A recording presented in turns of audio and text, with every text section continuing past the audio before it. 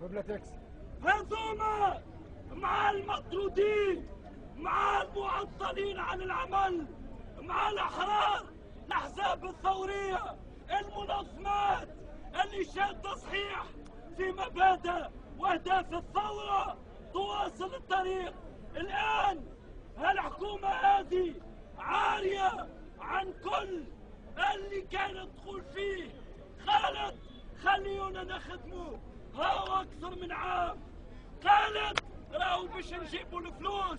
يا أخي قطر والسعودية والغرب شمت بيهم، قالوا الناس هذه راهم ضد الثورة، وهذا شفنا بالكاشف، وأنهم ما حقوا شيء من ملفات الثورة وما فتحوهاش.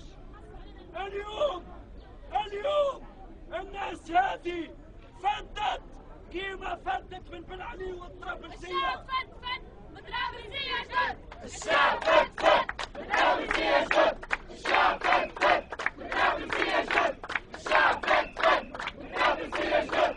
الشعب فد بالطرابلسية جد. امس في الليل فما عصابة مأجورة صدمت على معتصمين من بلاتكس، اولاد المطرودين، وكامل كيما في نظام بن علي، نفس الميليشيات، نفس الناس اللي تبندر نظام بن علي، ما تحولش عن مكانه، بل فقط بن علي في السعودية والعصابة هي بن علي في السعودية.